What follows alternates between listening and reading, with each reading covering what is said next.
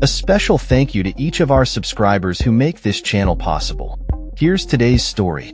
In a significant development, campaigners from the Women Against State Pension Inequality, Waspi, have issued a stern warning to the UK government, threatening legal action unless it reconsiders its recent decision to deny compensation for millions of women adversely affected by changes to the state pension age.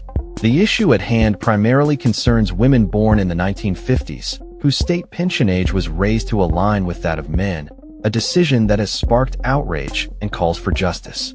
The Parliamentary and Health Service Ombudsman had recommended that these women, who have faced financial hardship due to inadequate communication regarding the changes, should receive compensation of up to £2,950 each.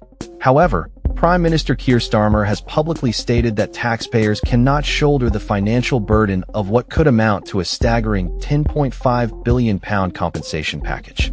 The Waspi campaigners have taken a decisive step by sending a letter before action to the Department for Work and Pensions, DWP, signaling their intent to initiate high court proceedings if the government fails to address their grievances within the stipulated timeframe.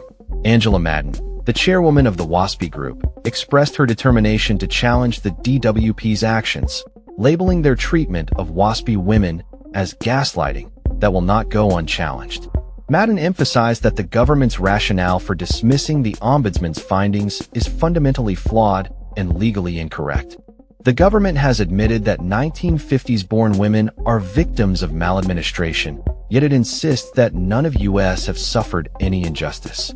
This is not only outrageous, but also legally untenable, she stated. The Waspi campaign is not only seeking justice, but has also launched a crowdfunding initiative to raise £75,000 to cover legal expenses.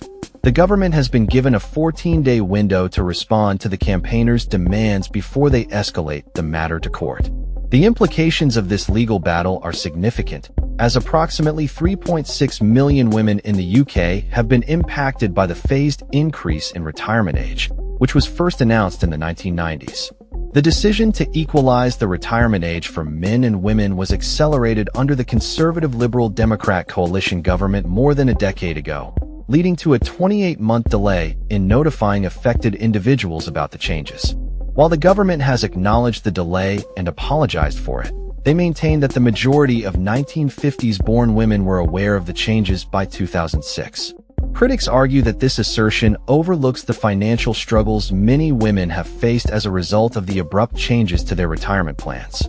Madden reiterated the campaign's stance, stating, "We have been successful in our previous efforts, and we are confident we will prevail again. However, it would be far more beneficial for all parties involved if the Secretary of State recognized the validity of our claims and engaged in meaningful discussions to establish a compensation package." The alternative, she warned, is a prolonged legal battle that could expose the government's defense of its position in front of a judge. The DWP has been approached for comment, but has yet to respond to the escalating situation. As the clock ticks down on the government's response, the Waspi campaigners remain resolute in their pursuit of justice for the millions of women who feel wronged by the system. This case not only highlights the ongoing struggles faced by women in securing their rights, but also raises questions about the government's accountability in addressing the consequences of its policies.